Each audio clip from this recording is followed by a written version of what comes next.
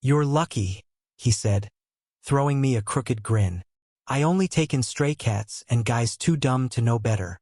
He had no idea the dumbest thing I ever did was fall in love with him. I met River under the buzzing orange lights of the West Side train station, on the kind of Chicago night that smelled like rain and regret. I was 17, cold, and stupid enough to think I could survive the city on my own.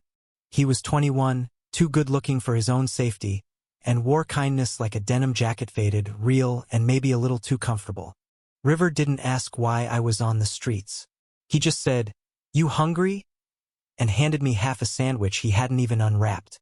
I followed him home that night, not because I trusted him but because his smile made it feel like I already belonged. He gave me a beat-up couch in a third-floor walk-up and a toothbrush in his tiny bathroom like it was nothing. "Stay as long as you need," he said. "I always wanted a little brother anyway." Brother. The word stabbed me like a joke I couldn't laugh at. At first, I played along. I called him bro, I did the dishes. I laughed at his stupid jokes and memorized the rhythm of his footsteps. When he walked past shirtless, fresh from the gym, I'd turn away, pretending to be asleep or lost in my phone. I helped him swipe through Tinder girls, biting down my tongue every time he asked, "You think she's hot?" I hated them all, every single one, but I kept smiling. River had this way of making you feel seen, like even your silence mattered. Some nights we'd sit on the fire escape drinking cheap soda and talking about nothing: movies, music, the Cubs. He'd let his shoulder brush mine like it was an accident. But for me, every moment was sacred. I fell in love with him quietly, hopelessly, like counting seconds in a thunderstorm, knowing the lightning was already gone. Then came Mia. She was blonde, tall, and the kind of girl who posted sunrise selfies with no makeup and got 1,000 likes. River liked her. A lot. And she didn't like me. She said I was clingy. That I depended on River too much. That I looked at him weird. River laughed it off, said she was just jealous. But a week later, he stopped inviting me to the movies with them. I told myself I was being selfish. He wasn't mine. He never was. But one night he came home, drunk and angry, slamming doors. I found him on the floor of the kitchen, head in his hands. "She cheated," he muttered. "Said I wasn't enough. That I'm too safe." I sat beside him and didn't say anything, just reached out and touched his wrist. He looked at me, eyes red. "Am I that boring?" "You're not boring," I whispered. "You're the best thing that's ever happened to me."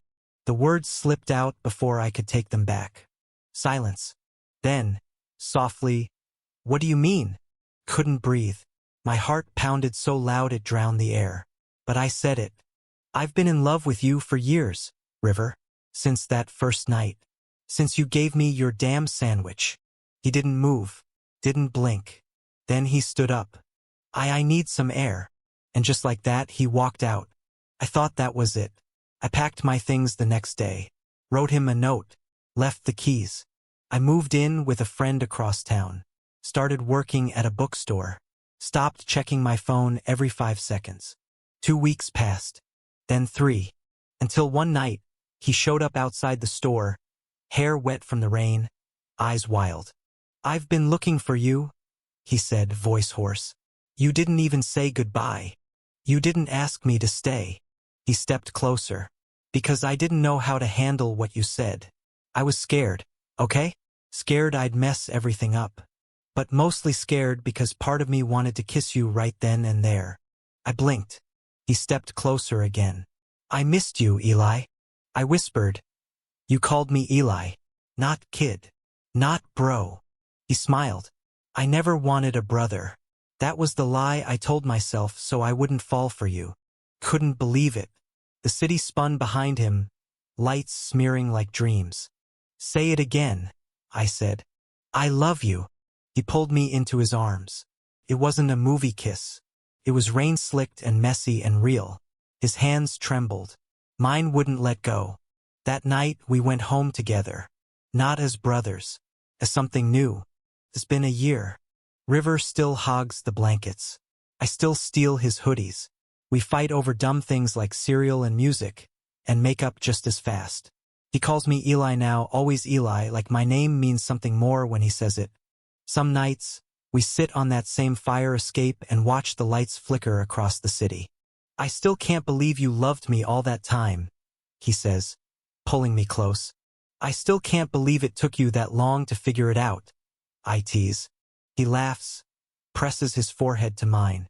In this city of broken glass and second chances, I found my home in him. And this time, he's never letting me go. Thank you for listening. Don't forget to like and subscribe to stay updated with the latest videos.